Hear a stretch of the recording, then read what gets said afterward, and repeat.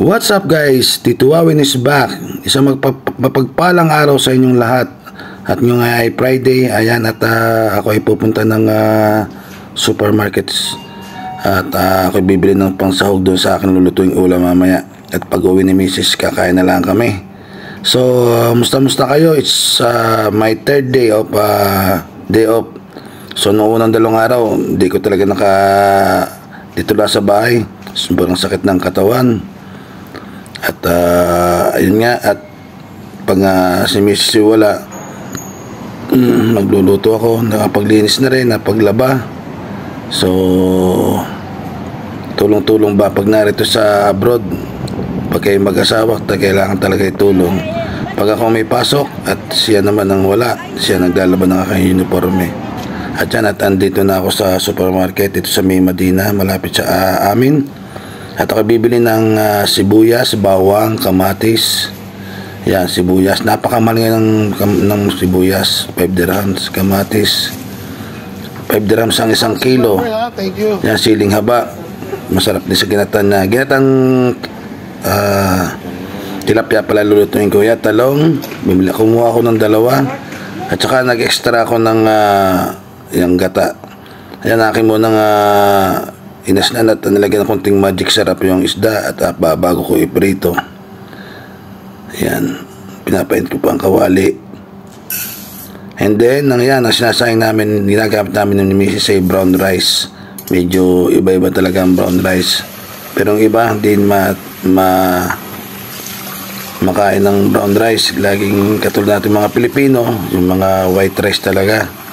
Pero good for the health itong brown rice.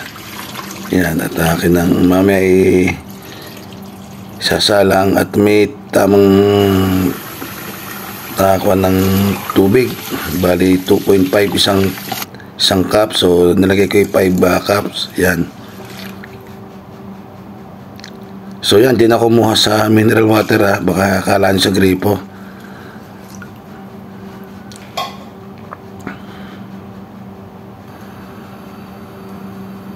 So ayan, at kalilinis ko rin lang ng kalan. Kaya masarap magluto pag malinis ang ating kapaligiran. So ayan, at start ko ng iprito itong tilapia. At yan naman ang aking nilabang kanina, yung mga uniforme ko, mga damit. Ayan, yung wardrobe na ni Mrs. Ito pa yung nasa labas. Aking nilabahan. Mamaya tuyo na yan. So ayan, at paluto ng aking ginatang hindi ko na kinuha sa inyo yung buong kuwan ng detalye. Yan ang kanin, luto na rin.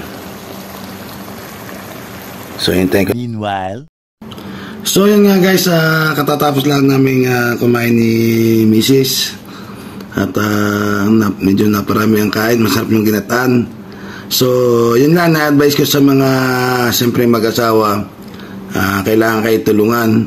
Wala yung kasi sa atin sa Pilipinas, pagka ganitong lalo sa pahapon o mga Sabado at Linggo, ayan, alam na, nasa inuman, kung ano sa barkada. Pero dito sa abroad, yung mga nagbabalak mag-abroad, kung kayo mag-asawa, pamilya, pupunta dito, kailangan tulong kayo sa kahit sa gawaing bahay, paglalaba, paglilinis ng bahay. Ayan, para hindi kayo magkaingay-ingay ng iyong asawa. So, para mapatagal natin ang relasyon natin sa ating relasyon, sa ating kasama, ay bigayan pag-unawa ba. At ayun, at maraming salamat lagi sa inyo mga ka-teamwork. Kay Arlene, kay Crazy Baking Girl, supportan po natin yan. Ayun, at tapos na yung 3 days na day off ko, so pasok na ulit bukas. Pero nakakuha naman ako, nakapahinga kasi noong unang araw nakasimba. Yan, Wednesday nagnovena, nakasimba ako. Nung padalawang araw dito lang sa bahay. And thanks nga pala ako sa aming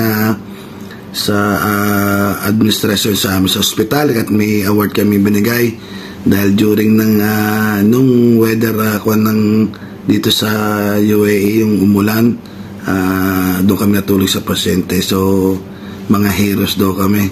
Lalagay ko dito yung certificate of appreciation ng binigay sa amin. Dapat nung Miyerkules na natin ako, kaso sobrang sakit talaga ng aking katawan. So nagpahinga ako at sumimba kami ni Mrs. Yun, maraming salamat sa inyong pagsuporta at sana suportahan pa ninyo itong channel na ito. This is your Tito Wawen. God bless you all. Ingat po tayo lagi, lalo na sa Pinas. Medyo mainit sa Pilipinas ngayon. So bye bye, love you all.